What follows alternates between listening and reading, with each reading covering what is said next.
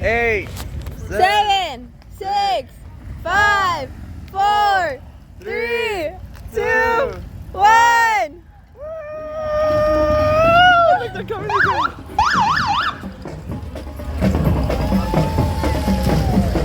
Here, Lorena, come more this way. Oh, look, it's right there, he's right there. Let's go, let's go.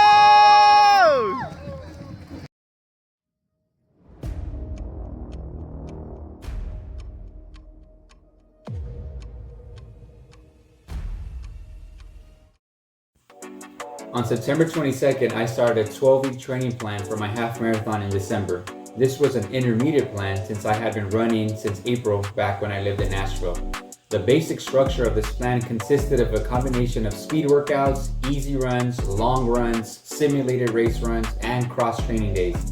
Every week, runs would get longer with the goal of increasing my weekly mileage as I got closer to race week. Overall, I was very determined to hit my goal. I stuck to my training and completed all my workouts in preparation for my race, but I did hit several highs and lows when it came to race prep. Hey, Daddy, where's Daddy? Yeah, he's over there.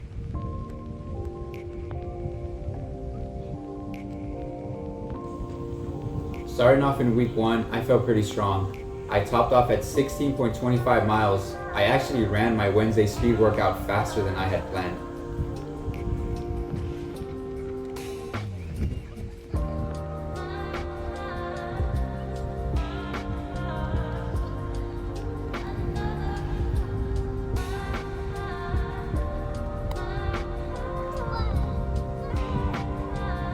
Five 400s done.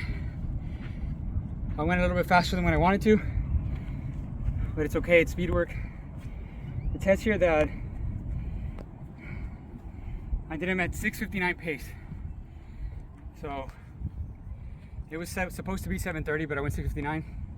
It's okay, speed work. As long as I could finish all of them, which I did, I'm fine with that. For my long run in week 1, it was an easy 5 miles. I actually went at an 8:06 pace, which is also faster than what I had planned. I started feeling a little pain in my right Achilles, but the trail was pretty slanted, so I may have just been leaning too much during the run. Going into week 2, I ran my second tempo run ever. I felt really good, and I was proud that I held a 7:30 pace, just like I had planned. All right, and I'm done. I finished the 30-minute tempo run. I finished about 3.4 miles. I did the first 10 minutes in 9:30 something. Then the fast part, the 10 minutes, I was actually pretty impressed and proud of myself. I held like a 7:30, 7:25 pace for 10 minutes, which was about a 1.3 miles. Yeah, good speed workout. I would say that was my second tempo run ever, and probably my most successful one. The first one was I struggled. Then in week 3, my training was derailed a bit because I had the worst stomach bug ever. Our whole family was out for a few days, so I missed 2 workouts, running only 15 miles total that week. Then, when I finally recovered, I still wasn't feeling 100%. During my 400 speed workout, I started feeling air bubbles, struggling to run every lap, regretting eating broccoli cheddar soup for dinner right before my workout.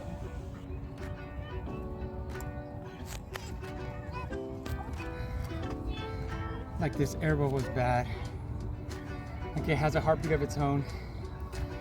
The air bubble has a heartbeat. Yeah, I just have one more though. One more and I'm done and the pain can stop. But I'm feeling it.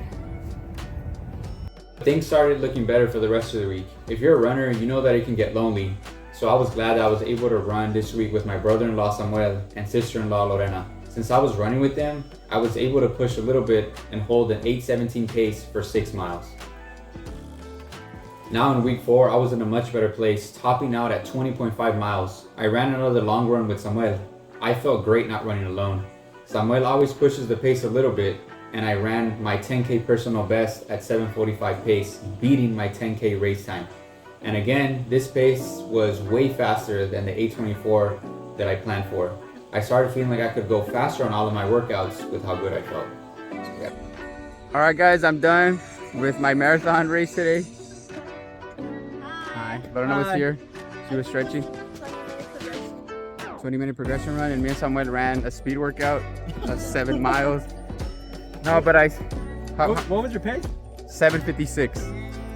So you see I'm really red. So those of you who watch the vlogs, I broke my 10K race time in a long run. So that just tells you how fast I'm going, but no, that was good. We just finished. Now we are gonna probably go home and rest. I ran 19.75 miles in week 5. For my speed workout, I was feeling so much more comfortable with myself running 400s at a way faster pace than I needed to, especially after my long runs with Samuel and Lorena. All right, last 400, number 7. I did it in 1:35. So pretty good. My overall pace was 6:24. So I went a minute faster than I'm supposed to. But like I mentioned earlier, I'm starting to find a better place where I feel like I'm pushing. Before I really didn't know. I guess I'm getting to know myself better. But yeah, 7/400 speed workout is done. My long run this week was 8 miles at an 8:20 pace. It wasn't the greatest route since I had to do loops in the park because there wasn't enough light in the morning. This was my first run that took me over an hour. All right guys, 8 miles done. Last mile I did it in 7:33. I just pushed. I'm dying because of the last mile, but overall I felt good. I had to do a bunch of loops here at the park because it was really dark, and I didn't want to run in that back trail that they just made. So I ended up doing like 5 miles in here, and then I ran about almost 1 out, 1 back, and then I did 1 extra loop in here and I finished. But yeah, that was my long run. I ran for an hour and 6 minutes. In week 6, I ran 17.5 miles total. For one of my workouts, I simulated a 10K race during one of our trips to San Antonio.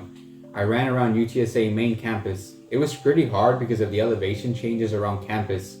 I ran my second fastest 10K with a time of 48 minutes and 24 seconds at a 7:47 pace.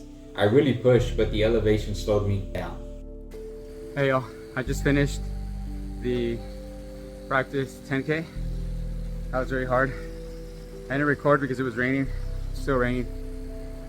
Oh, the elevation here is so different. And Laredo, it's a little bit more flat, but here it's a little bit more ups and downs. But I ran like a 48:10. That's like my second fastest 10K ever. It was faster than my 10K race that I did back in May. And it was like a couple seconds slower than when I ran with someone. At this point, I had completed half of my training plan, and I'd say it was a pretty positive first half. I felt like I was comfortable running faster than I had planned, and I was slowly increasing my mileage for the second half of the plan. In this half of my training, I got to test myself with different running conditions. In week 10, I ran during a cold front. It was supposed to be an easy run, but it was tougher than I expected. I noticed I didn't drink any electrolytes the day before, and I really felt it. Then for my pace run, I went at a 7:49 pace, still going quicker than what I needed to. Again, it was really cold and windy, getting me ready for possible cold weather on race day. All right, I'm done. I forgot to do mile 4. That was 7:45. And then I finished mile 5, which is the last one. I did it in 7:32. 5 mile pace run done. My hair's crazy. Overall pace was 7:49, which is still quicker than what I need to do for the marathon. If I can stick to 8 minutes flat, I'll be perfect. But yeah, that was my 5 mile pace run. Really cold. As I was getting closer and closer to race day, I started wrapping up my workouts. I did my last speed workout in week 11. I really gave it my all, pushing at a 6:19 pace overall, and I was feeling great. During one of my long runs, I was feeling the cold and my hips started hurting a bit, but nothing crazy. At this point, I was feeling really confident and I started feeling the nerves, but I was excited ending off week 11 since I got to watch Samuel run his marathon. Yeah, all right, nice. A clip of Samuel running. He's running his marathon right now. He's about less than a mile left, so we're about to see him finish. I need some motivation. I got my race next week. I told him to run at 3:30. 3:26 on the clock right now. I think he's gonna break the 3:30. So let's see how he does, but he should be coming in right now. Come on, Samuel!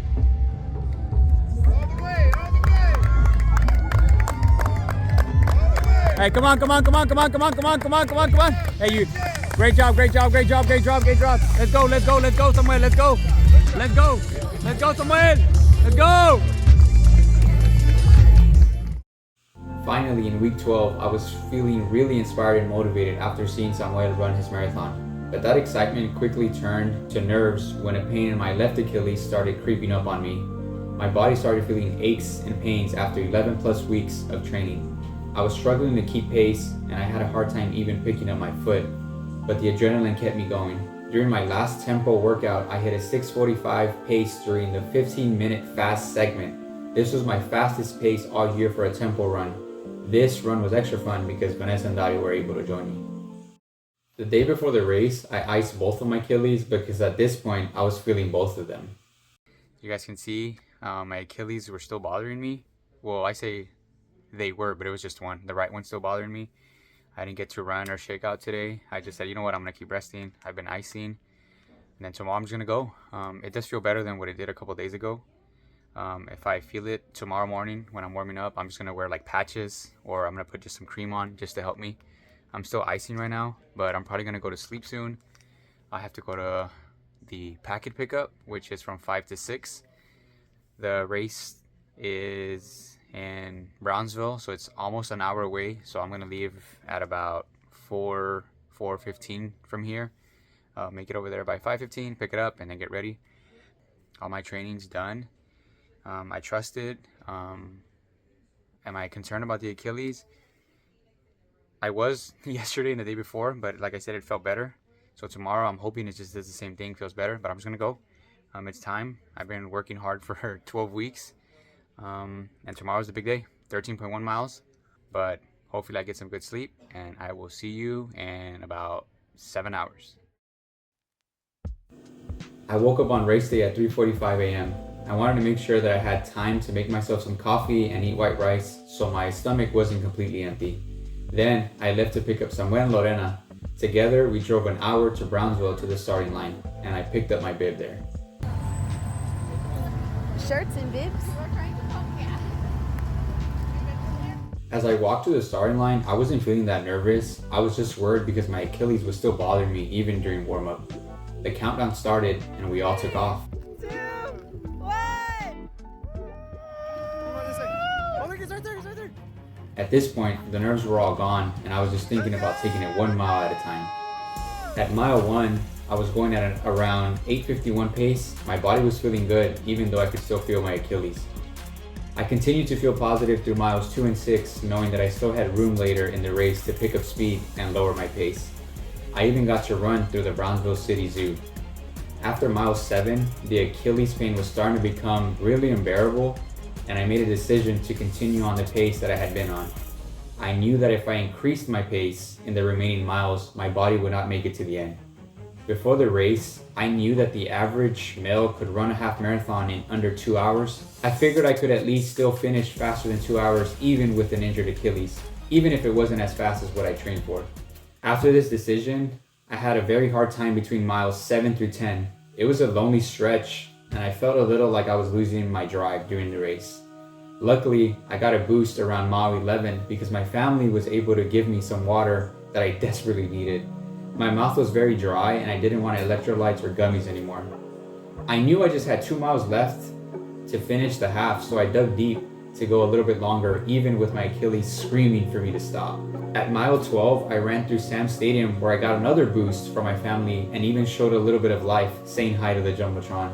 I was in the final stretch. Even though I signed up for a half marathon, the race distance was a little longer than 13.1 miles. It was actually 14. So when I heard the notification on my headphones that I had reached 13 miles, I knew I had only 0.1 left to finish the half marathon and 1 more mile to finish the race. So I got another quick boost of energy to get me to the end. After crossing the 13.1 mile mark, I told myself that the hard part was over and now I just needed to make it to the finish line. I couldn't wait to get off of my feet and rest my Achilles. At this point, it was throbbing and swollen. Once I made the last left turn, I could hear music and a crowd of people cheering. I tried to sprint as hard as I could until finally both of my feet crossed the finish line. I could finally relax. So I finished the race. I got my medal. Also, the race coordinators are mailing me my finisher jacket because I wasn't able to get one after the race. So that's pretty cool. My official race time was 2 hours and 6 minutes with 9 seconds, covering 14 miles. For my half marathon time, based on my Strava, I finished in 1 hour, 57 minutes, and 26 seconds with an average pace of 8 minutes and 57 seconds. Unfortunately, this put me 7 minutes over my goal. Honestly, I was really bummed out with that time. I spent 12 weeks training, waking up at 5 a.m. in the morning, training for 235 miles, trying to reach my goal, just for my Achilles to ruin it all. I know that running a half marathon is a huge accomplishment on its own. I'm part of the 1% of the population that runs one each year. But the competitive side in me can only think of how I just wish I could have pushed myself to the limit, especially after all that training. It's been a week since my race, and now that my Achilles pain and swelling have gone down, I've had time to reflect back on my race. I still feel really disappointed, but I also spent a lot of time thinking about how I was actually able to go through those 13.1 miles. There was truly only one thing that kept me going from the start all the way up until the end. The one true silver lining of this disappointing race was my family. Cheering me on at every mile, refueling me when I needed a boost, seeing their excited faces as I passed, motivating me to keep going every time I saw them.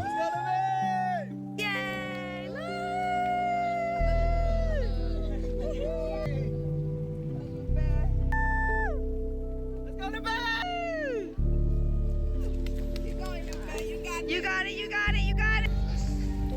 Hey, are you okay? You did it.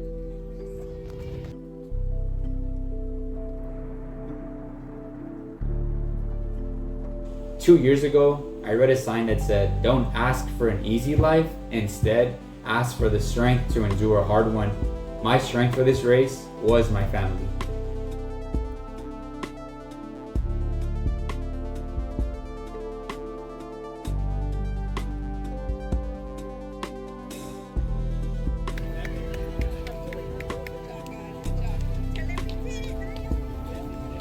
Good job, Tepe.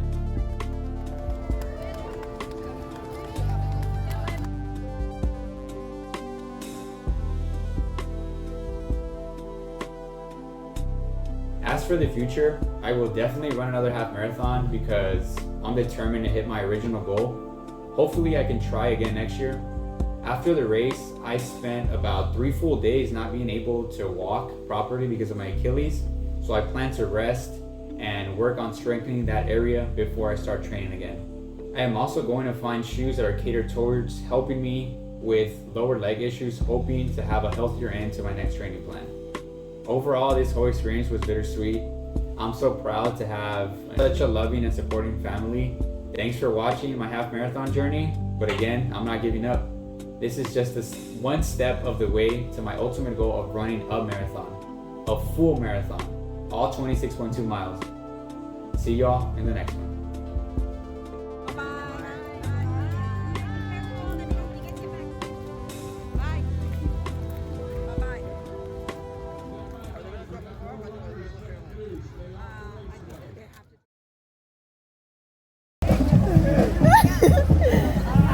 This is Lupe before the half marathon. Let's go. Half marathon. I'm trying to break 150. That's the goal, but let's see how my Achilles goes. I'm super lit right now. Let's go.